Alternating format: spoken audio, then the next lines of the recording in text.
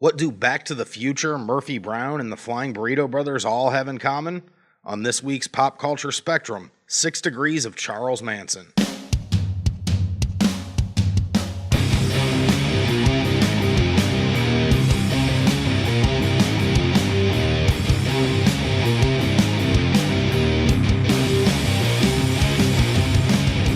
Hello, ladies and gentlemen. Welcome to the Pop Culture Spectrum. I am your host, Dan Experience. And as always, you can follow me on Twitter and Instagram at TDM Experience. In addition to that social media presence, you can always stop by guiltlessnetwork.com and check out the awesome podcast network that me and my friends Joe and Patrick are putting together. In addition to this show that you're listening to right now, you can also find my other podcast, I Still Like You, on the website. And obviously Joe and Patrick's show, The Guiltless Podcast. And launching soon, we have another show called Equal Fights. So go over to guiltlessnetwork.com and check out all of those great shows and the information about the shows that we're going to be launching. And while we're taking care of this business right up front, make sure to rate and review us on iTunes or wherever you're listening to this. It actually helps a lot. And we really appreciate you guys rating and reviewing us and supporting the show that way. It doesn't cost you any money, only takes a few seconds just to drop us a rating and a review. So we would appreciate that. Okay, so today's show is going to be a weird one, probably. It's probably going to be a relatively short episode, but it's going to be jam-packed with a lot of information. It's going to be very dense. It's a lot like a cake pop. You know how cake pops, they're denser than regular cake, but they're oh so tiny. That's what this episode is. This episode is a Charles Manson flavored cake pop. So we're gonna be looking into and talking about all of the pop culture and celebrity surrounding Charles Manson. And I don't mean just his influence, and obviously he has a pop culture all of his own, but also the actual celebrities that were involved in the whole Manson family ordeal, because there's a lot of stuff, a lot of people connected to this that I don't think most people are aware of. So we're just going to dive right in. First of all, now I can't imagine that there are a lot of people out there who don't know Charles Manson, but in case anybody listening somehow doesn't know, Charles Manson was a cult leader in the late 1960s, and his cult, the Manson Family, was responsible for 9 murders in 1969, including the murder of actress Sharon Tate, who was married to overrated filmmaker and notable kid fucker Roman Polanski. But before all of that, before the cult and the murders, Charles Manson wanted to be a musician, and he had ties to the Los Angeles music scene before all this crazy shit went down. He was also obsessed with the Beatles, like crazy obsessed with the Beatles, and he'd eventually go on to see their White Album as being full of all kinds of hidden messages and hidden meanings, talking about like a coming race war and all kinds of crazy shit. And the Beatles' White Album is actually where Charles Manson got the term Helter Skelter, which he would go on to use to describe the race war that he wanted to bring about. So yeah, Charles Manson was a musician, and it needs to be said, Charles Manson was a terrible musician. He recorded and released some stuff, and you can actually find it online. Like, it's up on YouTube and some other places. And it's just real mediocre at best, hippie singer-songwriter garbage. His first album, and it sounds weird talking about Charles Manson and saying his first album, but his first album, Lie, the Love and Terror Cult, was recorded in 1968. So this was before any of the murders took place. And it was recorded at Gold Star Studios, which was actually a pretty famous recording studio, and it's where parts of the iconic Beach Boys album Pet Sounds were recorded. But we're gonna get into the Beach Boys a little bit later. Trust me, guys. The Beach Boys play a pretty big part in this. But Charles Manson's album, it was recorded in 68, so before the murders, but it wasn't released until 1970, which was after the murders. And this album was produced by a record producer named Phil Kaufman. And Phil Kaufman had previously worked with the Rolling Stones during the recording of their Beggar's Banquet album. But really, he was just kind of a glorified assistant. In fact, Mick Jagger once referred to him as his executive nanny. But the main thing that Phil Kaufman is known for, it's not for recording Charles Manson's music, it's not for working with the Rolling Stones. The main thing that Phil Kaufman is known for, Phil Kaufman stole the body of Graham Parsons. Graham Parsons, who was a musician, he was part of the band The Byrds, he was part of the Flying Burrito Brothers. When Graham Parsons died, Phil Kaufman stole his body and then took it to the Joshua Tree and burnt it. That's the thing that Phil Kaufman is known for. So really anybody that associated with themselves with Charles Manson was off the fucking deep end. Now, even though Charles Manson was a terrible musician, and I can't state this enough, Charles Manson was a terrible musician. But even though he was a terrible musician, his songs have actually been covered by talented musicians. He's had his songs covered by Guns N' Roses. They covered one of his songs on their Spaghetti Incident album. He's been covered by Marilyn Manson, which isn't surprising given that the Manson part of Marilyn Manson was taken from Charles Manson. But in addition to actual musicians that covered Charles Manson, he was also covered by some terrible musicians. He was covered by fellow terrible musician G.G. Allen, and also covered by actor turned terrible musician Crispin Glover. That's right, Back to the Future 1's Crispin Glover, George McFly himself, covered a Charles Manson song. And I promise you guys, it is not worth listening to. Crispin Glover's a fucking weirdo. But yeah, okay, so I told you guys that we were going to get back to the Beach Boys. This really is probably the craziest pop culture thing surrounding the entire Charles Manson situation. Because it really, a case could be made that without the Beach Boys, Sharon Tate never would have been murdered. And that's not to say that nobody would have been murdered, because the Manson family were really a bunch of psycho assholes. But Sharon Tate specifically is because of the Beach Boys. I'll explain. So in 1968, Dennis Wilson, who was the drummer for the Beach Boys and the brother of the much more famous Brian Wilson, Dennis Wilson randomly picked up these two female hitchhikers, Patricia Krenwinkel and Ella Jo Bailey. They were two of the members of the Manson family who at this point were like crazy cult hippies, but they hadn't murdered anybody yet. So Dennis Wilson picks these two up. Krenwinkel, by the way, one of the hitchhikers, was the one who would actually go on to murder Abigail Folger, who was the heiress to the Folgers coffee fortune. And Krenwinkel is actually currently the longest incarcerated woman in California. At this point, she's been in prison for about 48 years, I think. And she's been denied parole 14 times. Which, look, guys, I have a lot of problems with this country's prison system, but sometimes they get it right. I'm not going to get into the grisly details of her attack on Abigail Folger, but it was fucking brutal. And she does not deserve to be paroled. She deserves to die, if you ask me. And actually, she was sentenced to death. A lot of them were. But California ended up kind of getting rid of the death penalty, and so their sentences were commuted to life. So anyway, Dennis Wilson picked up these two hitchhikers and brought them back to his house. And they were all talking about hippie nonsense, because Dennis Wilson was a fucking hippie too. So they're talking all this hippie nonsense, and these two women started telling him about their guru, Charlie. Which, by the way, if your guru is named Charlie, chances are he's not really any kind of guru. That's like saying, I know this really great philosopher. His name is Todd. Todd the philosopher. So anyway, they tell him about their guru, Charlie, and then Dennis Wilson goes off to record some music. And when he comes back from recording, Charles Manson is standing in his driveway, and a bunch of people had basically moved into his house. And Dennis Wilson, who is apparently a world-class dimwit, was like, yeah, cool, you guys live here now. So over the next few months, Dennis Wilson basically became BFFs with Charles Manson and hung out with him, made music with him. He actually said Manson had great musical ideas, which he definitely did not. But some of Charles Manson's aforementioned music was actually recorded at Brian Wilson's home studio. Brian Wilson of the Beach Boys, his home studio, recorded Charles Manson's music.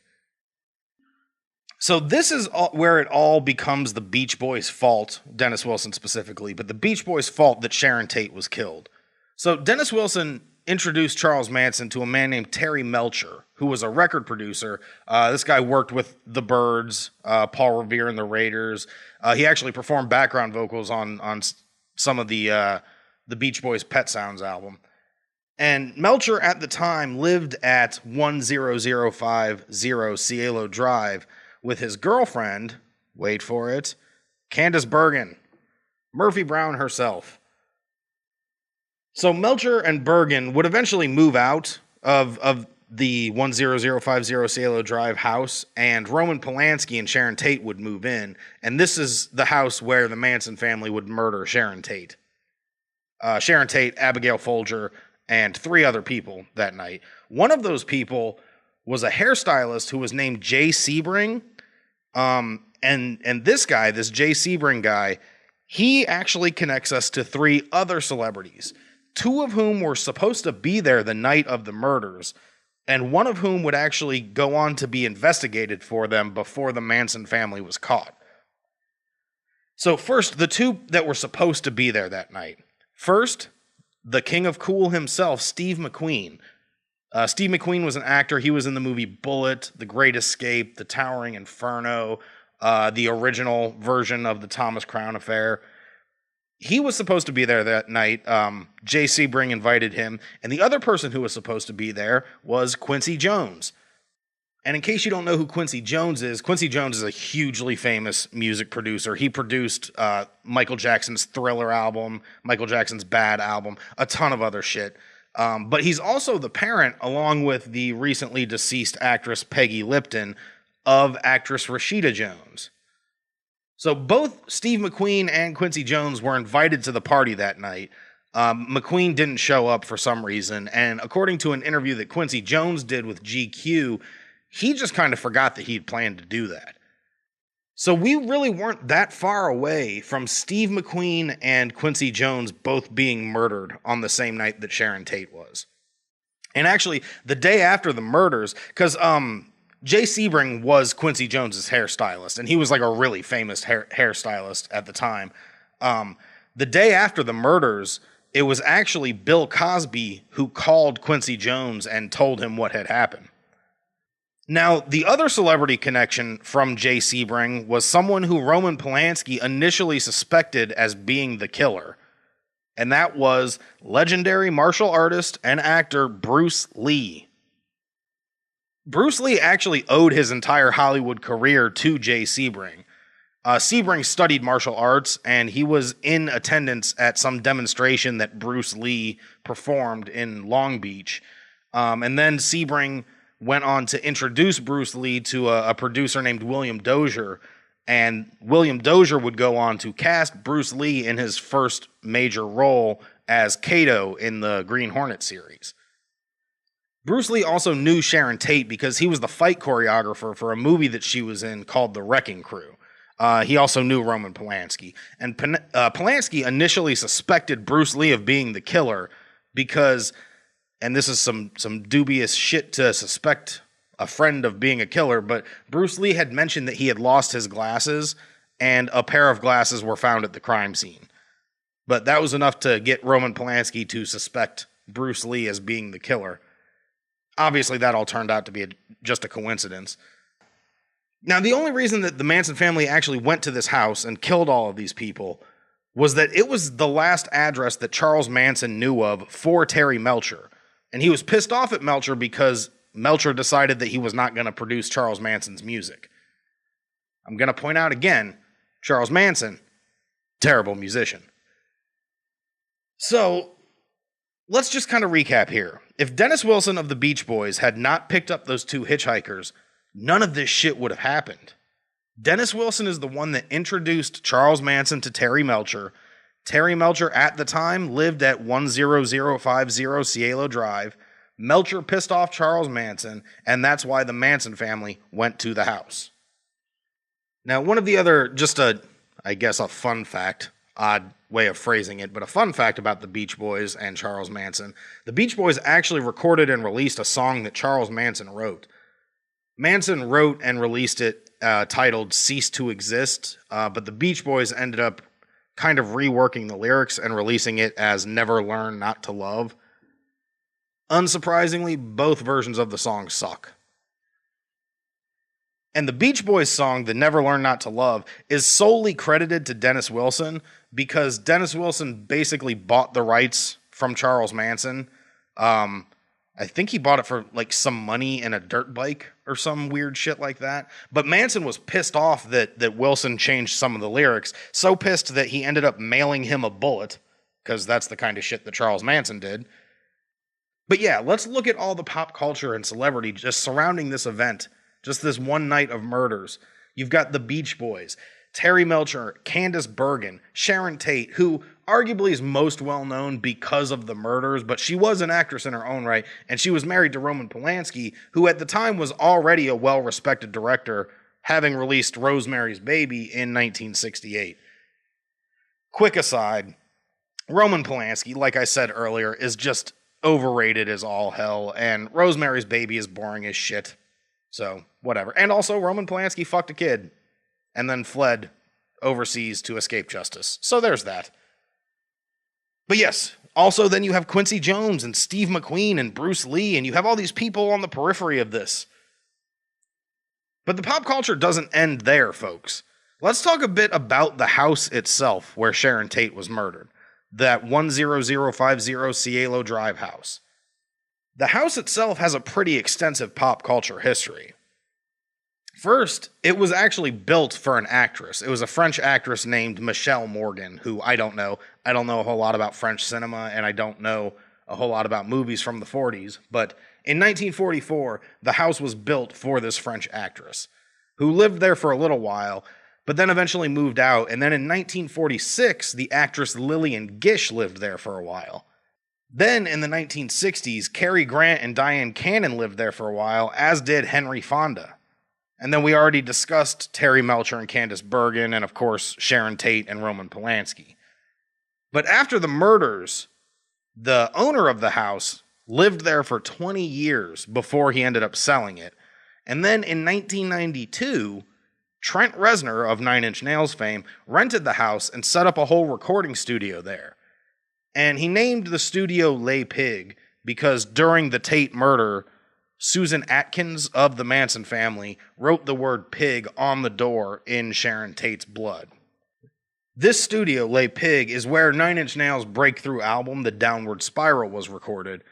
And I feel like Patrick over at the Guiltless Podcast would chastise me if I didn't point out this was not the Nine Inch Nails' first album.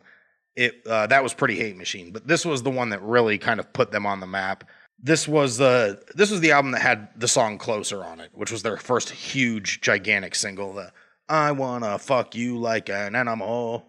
That song. That album was recorded at the house where Sharon Tate was murdered.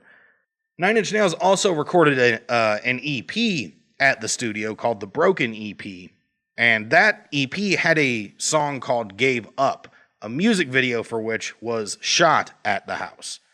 That video actually featured an appearance by Marilyn Manson, who would go on to record parts of his album, Portrait of an American Family, there as well. Now, everything that I just said, douchey as hell. And look, I like some Nine Inch Nails, and I like some Marilyn Manson, but the whole glorification of Charles Manson that they engaged in is fucking lame as hell. Luckily, Trent Reznor kind of eventually realized this. He, at one point, met Sharon Tate's sister. I think her name was Patricia Tate. But Trent Reznor met her, and he recounted this meeting in a Rolling Stone interview that he gave, and he said, quote, "She said, 'Are you exploiting my sister's death by living in her house?' For the first time, the whole thing kind of slapped me in the face. I said, 'No, it's just sort of my own interest in American folklore. I'm in this place where a weird part of history occurred. I guess it never really struck me before, but it did then. She lost her sister from a senseless, ignorant situation that I don't want to support. When she was talking to me, I realized for the first time, what if it was my sister? I thought, fuck Charlie Manson. I don't want to be looked at as a guy who supports serial killer bullshit. I went home and cried that night. It made me see there's another side to things, you know? It's one thing to go around with your dick swinging in the wind, acting like it doesn't matter, but when you understand the repercussions that are felt, that's what sobered me up. realizing that what balances out the appeal of the lawlessness and the lack of morality and that whole thing is the other end of it, the victims who don't deserve that. End quote. So yeah, good on Trent Reznor for realizing, look, when we're young, we all do douchey shit. But Trent Reznor realized that what he did was kind of fucked up, so good on him for that. The house was eventually demolished in 1994, and a new house was at some point built on the same property. It has a different address now, but it's on the same property. And who is living there now, you might ask? None other than the guy who created the show Full House. See, guys, I told you there was a lot here. The Beatles, the Beach Boys, Roman Polanski, Quincy Jones, Steve McQueen, Bruce Lee, Trent Reznor, the guy that made Full House. There was even a surprise appearance by Bill Cosby in there. But I'm glad I put this all together because lately the inside of my brain has just been like a mess of pieces of red string connecting random celebrities to each other via this hub of Charles Manson. And now I can purge it from my mind and not worry about it anymore. But that shit's crazy, man. That means that I can 6 degrees of separation with Charles Manson almost as easily as I can with Kevin Bacon. Here, check this shit out. Charles Manson to Stifler. Stifler from American Pie. So, step 1. Charles Manson was behind the murder of Sharon Tate at 10050 Cielo Drive. Step 2. Quincy Jones was supposed to be there that night. Step 3. Quincy Jones is the father of Rashida Jones. Step 4. Rashida Jones was in I Love You Man with Paul Rudd. Step 5. Paul Rudd was in Role Models with Stifler himself, Sean William Scott. I didn't even need 6 steps. I got from Charles Manson to Stifler in 5 steps.